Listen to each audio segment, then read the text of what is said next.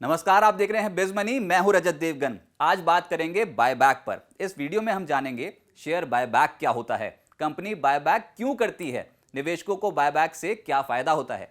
तो पहला सवाल, शेयर बायबैक क्या होता है। शेयर बायबैक निवेशकों को रिवॉर्ड करने का एक तरीका है। कंपनी शेयर होल्डर से अपने शेयर्स वापस खरीदती है। आमतौर पर जब कंपनी को लगता है कि शेयर अंडर वैल्यूड है तो बायबैक ऑफर लेकर आती है। अब बात यह आती है कि बायबैक होता कैसे है। तो इसे करने के दो तरीके हैं। पहला है टेंडर ऑफर रूट के जरिए और दूसरा है ओपन मार्केट रूट के जरिए। चलिए तो ये जानते हैं कि टेंडर ऑफर रूट क्या होता है। कंपनी एक रिकॉर्ड डेट तय करती है।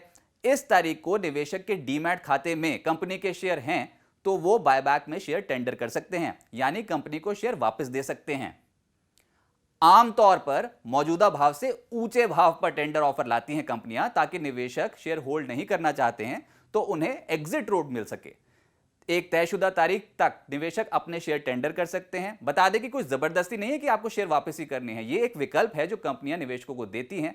ब्रोकर्स के पास ऑनलाइन प्लेटफॉर्म या फिजिकल प्लेटफॉर्म के माध्यम से निवेशक तयशुदा तारीख तक अपने शेयर टेंडर कर सकते हैं। जब तयशुदा तारीख के बाद कंपनी के पास सभी एप्लीकेशंस आ जाती हैं तो कंपनी एक्सेप्टेंस रेशियो तय करती है। अब जानते हैं ये एक्सेप्टेंस रेशियो क्या होता है। ऐसा जरूरी नहीं है कि जितने शेयर्स आपके पास हैं वो सब बायबैक में वापस खरीद लेगी कंपनी। इसके लिए एक्सेप्टेंस रेशियो कैलकुलेट किया जाता है। बायबैक में ऑफर किए गए शेयर्स बायबैक की लिमिट से ज्यादा हैं तो एक्सेप्टेंस रेशियो के आधार पर ही शेयर्स वापस लिए जाएंगे। इस रेशियो के आधार पर ही पता चलेगा कि हर निवेशक से कितने शेयर वापस खरीदेगी कंपनी। बायबैक में ऑफर किए गए शेयरों की संख्या बायबैक की लिमिट से कम है तो एक्सेप्टेंस रेशियो 100% होगा। एक्सेप्टेंस रेशियो के आधार पर कंपनी जितने शेयर एक्सेप्ट करेगी वो शेयर डीमैट अकाउंट से डेबिट हो जाएंगे और जो बायबैक प्राइस होगा उसके आधार पर शेयरों की वैल्यू निवेशक के कनेक्टेड बैंक अकाउंट में आ जाएगी। अब चलते हैं बायबैक के दूसरे तरीके की ओर, और वो है ओपन मार्केट रूट। इस प्रोसेस में कंपनी अपने शेयर्स खुले बाजार से खरीदती है। बायबैक में शेयर्स की क्वांटिटी और अधिकतम प्राइस तय कर दिया जाता है। जब तक शेयर का मार्केट प्राइस इस बायबैक प्राइस से नीचे रहता है तब तक धीरे धीरे खुले बाजार से कंपनी अपने शेयर्स खरीदती रहती है और इस प्रक्रिया को कंपनी को 6 महीने के अंदर अंदर पूरा करना होता है। अब मानिए शेयर्स की आज कीमत है 100 रुपए और कंपनी ओपन मार्केट रूट के जरिए बोलती है कि अधिकतम 140 रुपए तक 10 लाख शेयर्स खरीदेगी कंपनी। इसका मतलब धीरे धीरे 6 महीने में 10 लाख शेयर्स खरीदेगी कंपनी जब तक शेयर की कीमत 140 रुपए से नीचे रहती है। इससे ऊपर गई कीमत तो बायबैक करना रोक देगी कंपनी।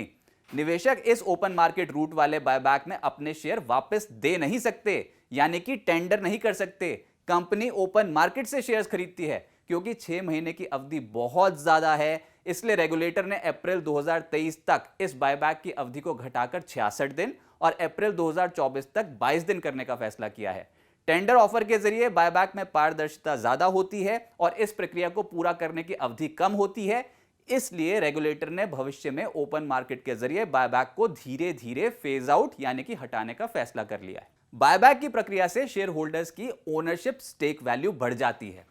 ऐसा कैसे होता है यह भी समझ लेते हैं। सपोज कीजिए कंपनी के 1 लाख शेयर्स हैं, उनकी कुल वैल्यू है 100 करोड़ रुपए, यानी प्रति शेयर वैल्यू कितनी हो गई, 100 करोड़ रुपए को भाग करते हैं 1 लाख शेयर से तो बनती है 10,000 रुपए। अब मानिए बायबैक में कंपनी ने 10,000 शेयर्स वापस ले लिए। अब कंपनी के 90,000 शेयर्स बचे हैं, कुल वैल्यू है 100 करोड़ रुपए, तो प्रति शेयर वैल्यू कितनी हुई, 100 करोड़ रुपए को भाग करें 90,000 से तो आता है 11,111 रुपए, यानी बढ़ गई ना वैल्यू। दूसरा, कंपनी अपने फाइनेंशियल रेशियोज भी इंप्रूव कर सकती है। इसका भी उदाहरण देख लेते हैं। लेट सपोज कंपनी के 10 लाख शेयर्स हैं, कंपनी का मुनाफा है 1 करोड़ रुपए, यानी अर्निंग पर शेयर ईपीएस जिसे हम बोलते हैं वो कितना हुआ, 1 करोड़ रुपए को भाग करते हैं 10 लाख शेयर से तो बैठता है 10 रुपए प्रति शेयर, ये हो गया ईपीएस। अब मानिए कंपनी ने बायबैक में 2 लाख शेयर्स वापस ले लिए।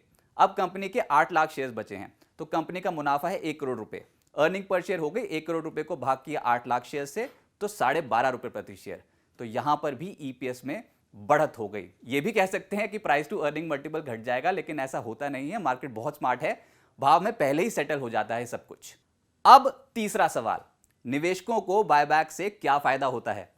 आमतौर पर बायबैक का प्राइस मौजूदा भाव से ज्यादा होता है, तो अगर टेंडर ऑफर के जरिए आया बायबैक तो निवेशक शेयर टेंडर करने से मुनाफा कमा सकते हैं। निवेशकों की ओनरशिप स्टेक वैल्यू बढ़ जाती है, जो हम आपको पहले ही इस वीडियो में बता चुके हैं। एक और एंगल से देखा जाए तो जब बायबैक खत्म होने पर कंपनी के शेयरों की संख्या घट जाएगी तो सोचिए निवेशकों को पहले हर शेयर पर जितना डिविडेंड मिलता था, जिसे हम डिविडेंड पर शेयर बोलते हैं, वो भी तो बढ़ जाएगा। लेकिन सिर्फ उन निवेशकों के लिए जिन्होंने बायबैक में शेयर्स टेंडर नहीं किए हैं। जाते जाते एक बात आपको और बता दें कि बायबैक कंपनी के प्रति प्रमोटर्स का कॉन्फिडेंस दर्शाता है। तो पहले यह देखें कि छोटे मोटे प्रॉफिट के चक्कर में कहीं बड़ी पिक्चर मिस ना हो जाए, बेहतर फंडामेंटल वाली कंपनी का शेयर हाथ से ना निकल जाए। उम्मीद है ये वीडियो आपको पसंद आया होगा। अगर वीडियो आपको पसंद आए तो लाइक का बटन दबाना ना भूलें और चैनल को सब्सक्राइब जरूर करें। बिजनेस जगत के तमाम अपडेट्स के लिए आप जुड़े हैं बिजतक के साथ। नमस्कार।